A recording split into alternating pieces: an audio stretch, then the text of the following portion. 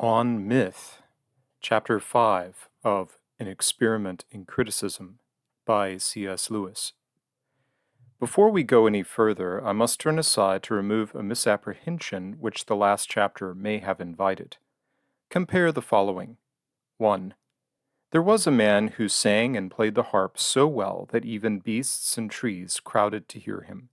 And when his wife died, he went down alive into the land of the dead, and made music before the king of the dead, till even he had compassion, and gave him back his wife, on condition that he led her up out of that land without once looking back to see her, until they came out into the light. But when they were nearly out, one moment too soon, the man looked back, and she vanished from him forever. 2. There was a man who was away from home for many years, for Poseidon kept a hostile eye on him, and all that time the suitors of his wife were wasting his property and plotting against his son. But he got home with much hardship, made himself known to a few, saved his own life, and killed his enemies. This is Aristotle's synopsis of the Odyssey in Poetics. 3. Let us suppose, for I certainly won't write it, a synopsis on the same scale of Barchester Towers, Middlemarch, or Vanity Fair, or some much shorter work, like Wordsworth's Michael, Constance Adolphe, or The Turn of the Screw. The first, though it is a bare outline set down in the first words that come to hand, would, I believe, make a powerful impression on any person of sensibility if he here met that story for the first time. The second is not nearly such satisfactory reading. We see that a good story could be written on this plot, but the abstract is not a good story itself. As for the third, the abstract I have not written, we see at once that it would be completely worthless, not only worthless as a representation of the book in question, but worthless in itself, dull beyond bearing, unreadable. There is, then, a particular kind of story which has a value in itself, a value independent of its embodiment in any literary work. The story of Orpheus strikes and strikes deep of itself. The fact that Virgil and others have told it in good poetry is irrelevant. To think about it and be moved by it is not necessarily to think about those poets or to be moved by them. It is true that such a story can hardly reach us except in words. But this is logically accidental. If some perfected art of mime or silent film or serial pictures could make it clear with no words at all, it would still affect us in the same way. One might have expected that the plots of the crudest adventure stories, written for those who want only the event, would have this extra literary quality, but it is not so. You could not fob them off with a synopsis instead of the story itself. They want only the event, but the event will not reach them unless it is written up. Moreover, their simplest stories are far too complicated for a readable abstract. Too many things happen. The stories I am thinking of always have a very simple narrative shape, a satisfactory and inevitable shape, like a good vase or a tulip. It is difficult to give such stories any name except myths, but that word is in many ways unfortunate. In the first place, we must remember that Greek mythos does not mean this sort of story, but any sort of story. Secondly, not all stories which an anthropologist would classify as myths have the quality I am here concerned with. When we speak of myths, as when we speak of ballads, we are usually thinking of the best specimens and forgetting the majority. If we go steadily through all the myths of any people, we shall be appalled by much of what we read. Most of them, whatever they may have meant to ancient or savage man, are to us meaningless and shocking. Shocking not only by their cruelty and obscenity, but by their apparent silliness, almost what seems insanity. Out of this rank, squalid undergrowth, the great myths, Orpheus, Demeter and Persephone, the Hesperides, Balder, Ragnarok, or Ilmarinen's forging of the Sampo rise like elms. Conversely, certain stories which are not myths in the anthropological sense, having been invented by individuals in fully civilized periods, have what I should call the mythical quality. Such are the plots of Dr. Jekyll and Mr. Hyde, Wells's The Door in the Wall, or Kafka's The Castle. Such is the conception of Gorminghast in Mr. Peake's Titus Groan, or of the Ints and Lothlorien in Professor Tolkien's Lord of the Rings. In spite of these inconveniences, I must either use the word myth or coin a word, and I think the former the lesser evil of the two. Those who read to understand, I make no provision for style-mongers, will take the word in the sense I give it. A myth means, in this book, a story which has the following characteristics. 1. It is, in the sense I have already indicated, extra-literary. Those who have got at the same myth through Natalis Combs, Lempriere, Kingsley, Hawthorne, Robert Graves, or Roger Greene have a mythical experience in common, and it is important, not merely an HCF. In contrast to this, those who have got the same story from Brooks' Romeus and Shakespeare's Romeo share a mere HCF, in itself valueless. 2. The pleasure of myth depends hardly at all on such usual narrative attractions as suspense or surprise. Even at a first hearing, it is felt to be inevitable, and the first hearing is chiefly valuable in introducing us to a permanent object of contemplation, more like a thing than a narration, which works upon us by its peculiar flavor or quality, rather as a smell or a chord does. Sometimes, even from the first, there is hardly any narrative element. The idea that the gods and all good men live under the shadow of Ragnarok is hardly a story. The Hesperides, with their apple tree and dragon, are already a potent myth without bringing in Heracles to steal the apples. 3. Human sympathy is at a minimum. We do not project ourselves at all strongly into the characters. They are like shapes moving in another world. We feel indeed that the pattern of their movements has a profound relevance to our own life, but we do not imaginatively transport ourselves into theirs. The story of Orpheus makes us sad, but we are sorry for all men, rather than vividly sympathetic with him, as we are, say, with Chaucer's Troilus. 4. Myth is always, in one sense of that word, fantastic. It deals with impossibles and preternaturals. 5. The experience may be sad or joyful, but it is always grave. Comic myth, in my sense of myth, is impossible. 6. The experience is not only grave, but awe-inspiring. We feel it to be numinous. It is as if something of great moment had been communicated to us.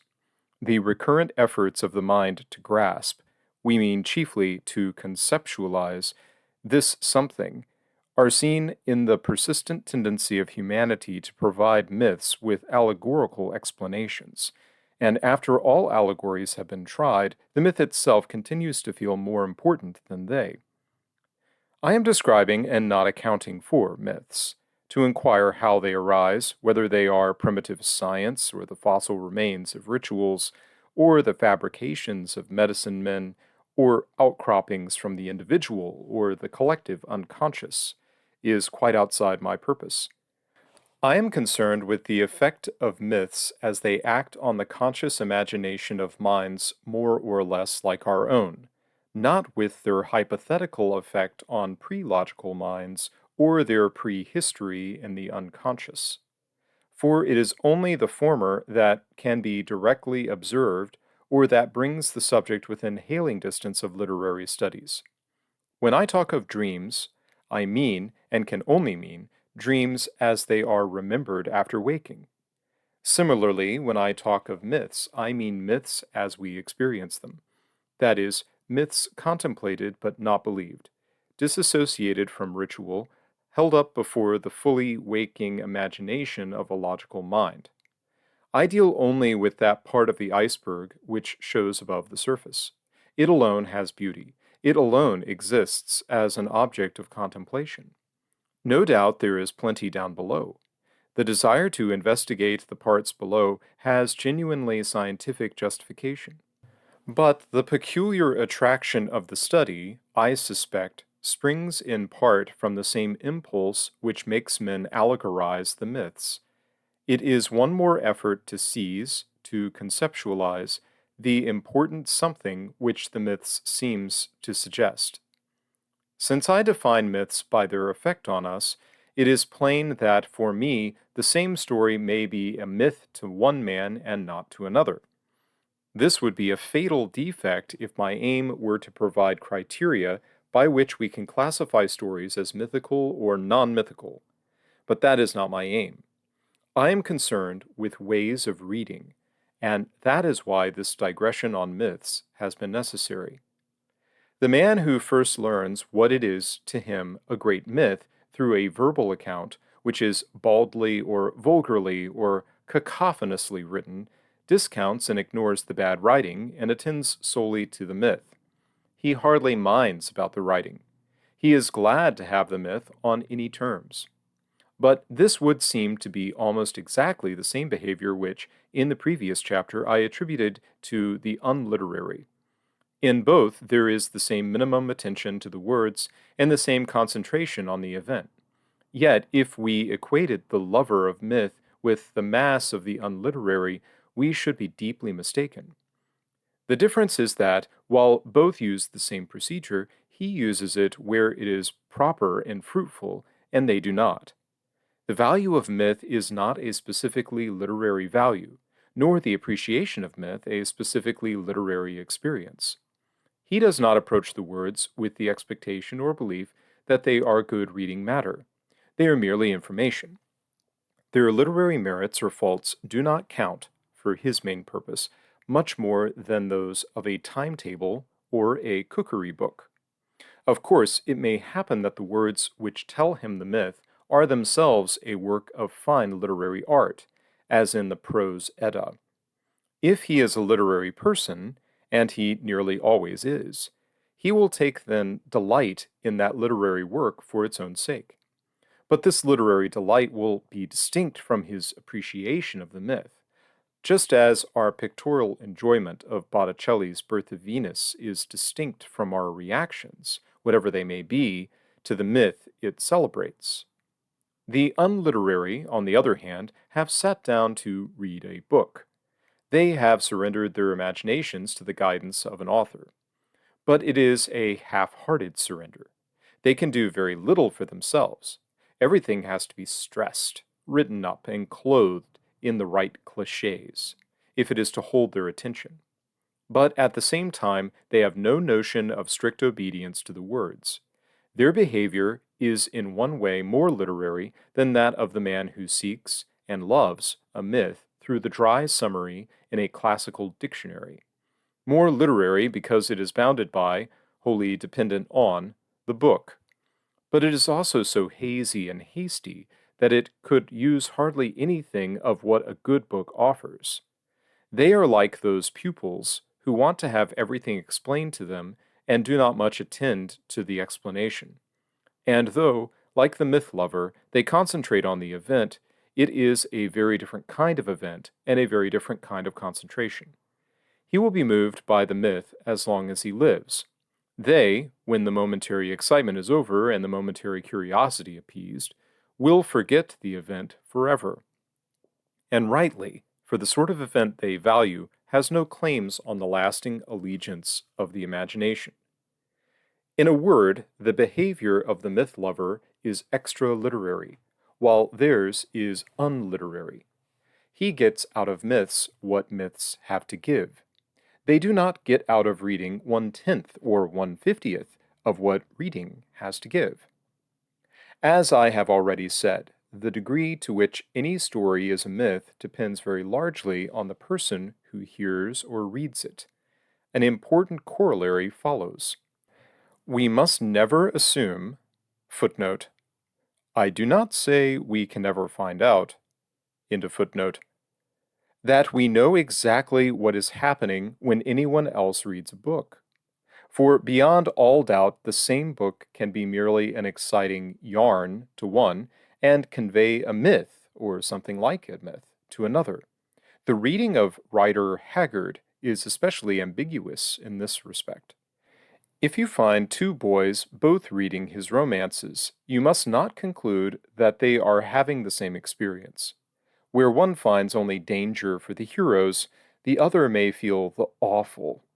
Where one races ahead in curiosity, the other may pause and wonder. For the unliterary boy, the elephant hunts and shipwrecks may be just as good as the mythical element. They are equally exciting, and Haggard, in general, may give just the same sort of entertainment as John Butchen. The myth loving boy, if he is also literary, will soon discover that Butchen is by far the better writer, but he will still be aware of reaching through Haggard something which is quite incommensurable with mere excitement. Reading Butchen, he asks, will the hero escape? Reading Haggard, he feels, I shall never escape this. This will never escape me. These images have struck roots far below the surface of my mind. The similarity of method between reading for the myth and the characteristic reading of the unliterary is thus superficial, and they are practiced by different sorts of people. I have met literary people who had no taste for myth, but I have never met an unliterary person who had it. The unliterary will accept stories which we judge to be grossly improbable. Their psychology, the state of society depicted, the turns of fortune are incredible, but they will not accept admitted impossibles and preternaturals. It couldn't really happen, they say, and put the book down. They think it silly. Thus, while something we would call fantasy makes a very great part of their experience as readers, they invariably dislike the fantastic. But this distinction warns me that we cannot penetrate much further into their preferences without defining terms.